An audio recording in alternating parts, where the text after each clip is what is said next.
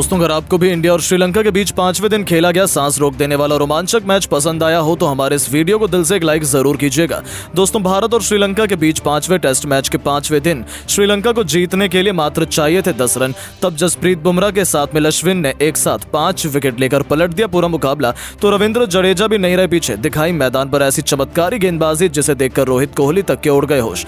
तो दोस्तों, आखिर कैसे बिल्कुल आखिरी ओवर की अंतिम गेंद पर हमें मिला इस मैच का चैंपियन। भारत और श्रीलंका के बीच 5वें टेस्ट मैच के 5वें दिन की पूरी हाईलाइट आपको दिखाएंगे, लेकिन उससे पहले आपको क्या लगता है कि जसप्रीत बुमराह, रविचंद्रन अश्विन और रविंद्र जडेजा में से कौन है सबसे खतरनाक गेंदबाज? अपनी राय नीचे कमेंट बॉक्स में जरूर बताइएगा। तो आपका ज्यादा समय न लेते हुए चलिए शुरू करते हैं वीडियो को। दोस्तों, जैसा कि आप सभी तो जानते हैं कि भारत और श्रीलंका के बीच 5 मैचों की टेस्ट सीरीज 1-1 से बराबरी पर खड़ी थी और 5वें टेस्ट मैच के 4 दिनों का रोमांच मुकाबला एक कांटे के मोड़ पर पहुंच गया था। ऐसे में इस 5वें टेस्ट का अंतिम और निर्णायक 5वां दिन यहाँ आर प्रेमदासा स्टेडियम पर खेला गया, जहां आखिरी दिन श्रीलंका की टीम को जीतने के लिए मात्र 168 रन की जरूरत थी और भारत को जीत के लिए श्रीलंका के सभी 10 विकेट चटकाने थे। अब दोस्तों, टीम इंडिया पर तो दबाव था क्योंकि भारत की टीम के आगे श्रीलंका के बल्लेबाज आउट होने का नाम नहीं ले रहे थे।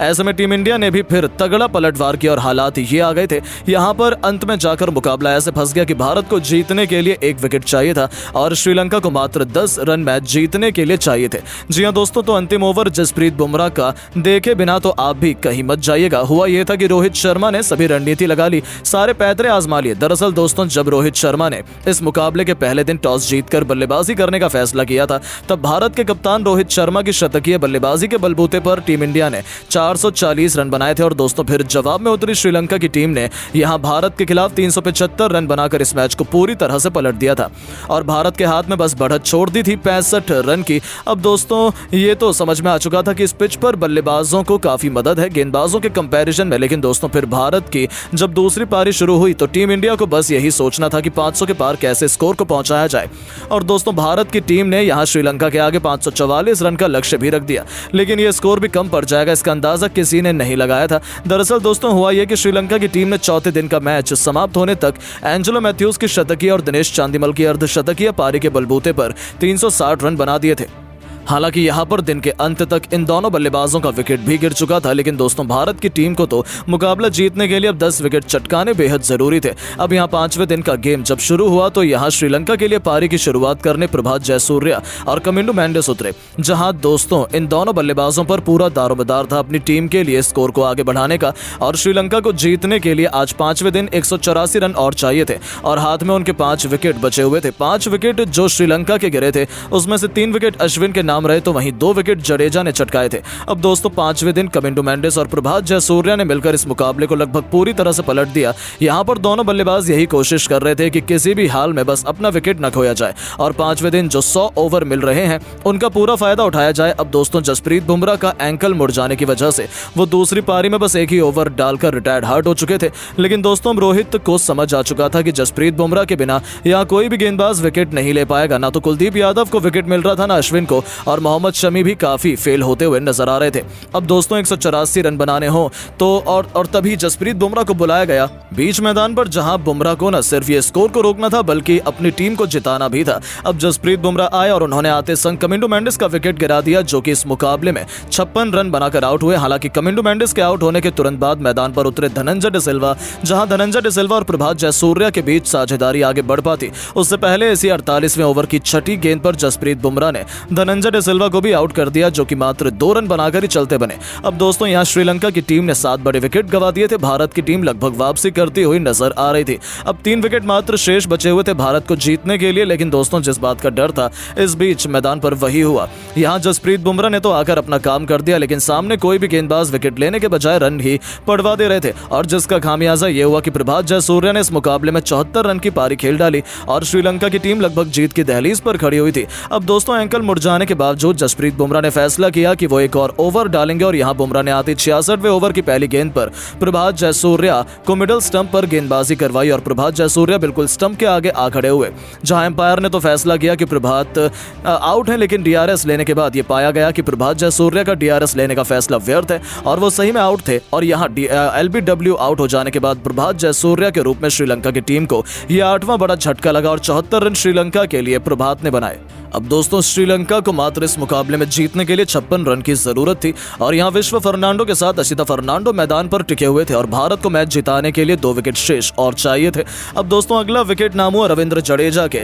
जडेजा ने विश्व फर्नांडो को हाथ खोलने का मौका दिया और डीप कवर्स पर खड़े विराट कोहली ने ये शानदार कैच लपक कर श्रीलंका की टीम को 9वां बड़ा झटका दिया और विश्व फर्नांडो इस मुकाबले में 19 रन बनाकर आउट हुए। अब दोस्तों श्रीलंका को 37 रन मात्र चाहिए थे और भारत को मैच जीतने के लिए 1 विकेट। अब मुकाबला पूरी तरह से फंस चुका था। यहाँ पर हर एक गेंद के बाद रोहित शर्मा जाकर जसप्रीत बुमराह को बता रहे थे कि आप किस लेंथ पर गेंदबाजी करो कि हमें विकेट मिल जाए, लेकिन दोस्तों विकेट मिलने की वजह यहाँ रन धीमे धीमे आगे बढ़े चले जा रहे थे। असिता फर्नांडो और लहरू कुमारा मिलकर स्कोर को धीमे धीमे आगे बढ़ाते हुए लगभग नजदीक लेकर आ गए और यहाँ दोनों बल्लेबाजों ने 20 रन की साझेदारी कर डाली। अब यहाँ श्रीलंका को मैच जीतने के लिए बस 17 रन चाहिए थे और विकेट मिलने का नाम ही नहीं ले रहा था। अब दोस्तों यहाँ अगर श्रीलंका के खिलाफ विकेट भारत को चाहिए था तो एक नई रणनीति रोहित शर्मा ने बनाई, जहां उन्होंने सभी खिलाड़ियों को 30 यार्ड के सर्कल के अंदर ही रख दिया और बस 2 खिलाड़ी बाउंड्री के बाहर खड़े रहे।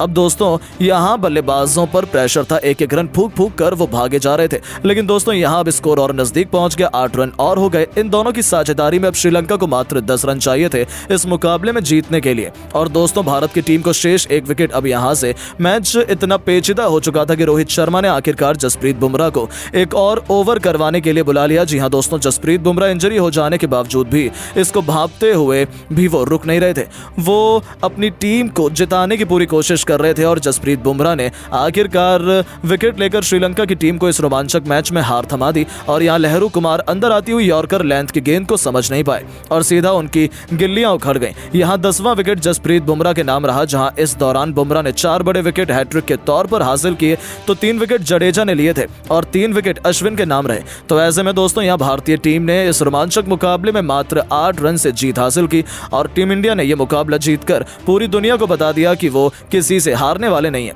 बाकी हम आपको बता दें कि भारत और श्रीलंका के बीच खेला गया ये इंट्रा स्क्वाड और अभ्यास सत्र का 5 दिन का मुकाबला था जो कि आज समाप्त हुआ। और अब आप सभी की क्या राय है भारत की ऐसी गेंदबाजी को देख लेने के बाद, और आप बुमराह, अश्विन और जडेजा को 10 में से कितने नंबर देना चाहेंगे इस गेंदबाजी के लिए? अपनी राय नीचे कमेंट करके जरूर बताएं। दोस्तों बांग्लादेश के खिलाफ वार्म अप मैच के पहले दिन ही भूखे शेर की तरह दहाड़े कप्तान रोहित शर्मा तो उनका साथ यशस्वी जायसवाल ने भी अपने बल्ले से दिया और ऐसा जौहर दिखाया कि दोनों खिलाड़ियों ने एक नया कीर्तिमान स्थापित कर दिया। तो आखिरकार किस बल्लेबाज ने बनाए हैं कितने रन, आखिर कैसे उनकी तूफानी बल्लेबाजी के आगे बांग्लादेश की टीम पहले ही दिन घुटनों पर आ गई, किस खिलाड़ी ने ठोका सबसे तेज शतक, वापसी करते ही जायसवाल ने खेली कितने रनों की दहशतगर्द पारी, इन दोनों के तूफानी बैटिंग वार्म अप मैच के पहले दिन की रोमांचक हाईलाइट का पूरा वीडियो तो हम आपको दिखाएंगे ही, लेकिन उससे पहले आपको क्या लगता है कि विराट, जायसवाल और रोहित में से कौन है सबसे बेहतरीन बल्लेबाज? अपनी राय हमें नीचे दिए गए कमेंट बॉक्स में जरूर दीजिएगा। दोस्तों लंबे समय बाद टीम इंडिया अब सफ़ेद जर्सी में अपनी सबसे बड़ी कंपटीटर बांग्लादेश की क्रिकेट टीम से 2-2 हाथ करने के लिए तैयार है। अब तक इन दोनों टीमों के बीच कई मैच खेले गए हैं जिसका गवाह इतिहास बना हुआ है। दोनों टीमों के बीच जबरदस्त मुकाबला देखने को मिलता है। ऐसे में इन दोनों टीमों के बीच पहला टेस्ट मैच के पहले दिन एक वार्म अप मैच खेला गया जब टॉस के लिए सिक्का उछाला गया। एक बार फिर टॉस के बॉस कप्तान रोहित शर्मा बने। उन्होंने टॉस जीतकर पहले बल्लेबाजी करने का फैसला किया, जहां एक तरफ घमंड में चूर बांग्लादेश ने सोचा था कि उनके गेंदबाज एक बार फिर भारतीय बल्लेबाजी क्रम को तहस नहस कर देंगे, लेकिन टीम इंडिया नए जज्बे और जुनून के साथ उतरी थी। शुरुआत में ही इसका नज़ारा हमें देखने को मिल गया। कप्तान रोहित शर्मा यशस्वी जायसवाल के साथ टीम इंडिया को उठाकर शुरुआत दिलवाने के इरादे से उतरे थे।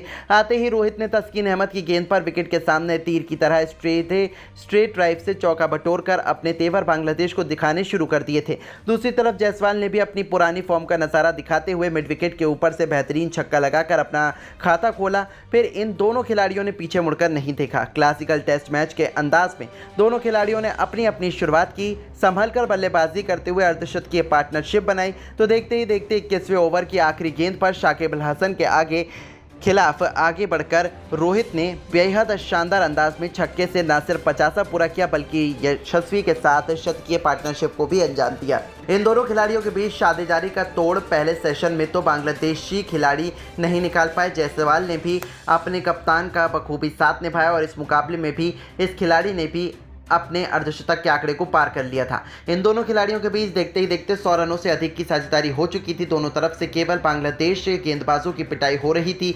उन्होंने कब इस टेस्ट क्रिकेट को T20 में तब्दील कर दिया पता ही नहीं चला। वो शानदार टच में नजर आ रहे थे। पहले सेशन का अंत अब आ चुका था, जहां टीम इंडिया ने 29 ओवर खेलकर 170 रन बनाए थे। दोनों खिलाड़ी अर्धशतक बनाकर खेल रहे थे। बांग्लादेश टीम को इन्होंने एक भी सफलता हासिल नहीं होने दी। अब तक के हालात देखकर तो यही लग रहा था कि बांग्लादेश की तो आज शामत ही आने वाली है।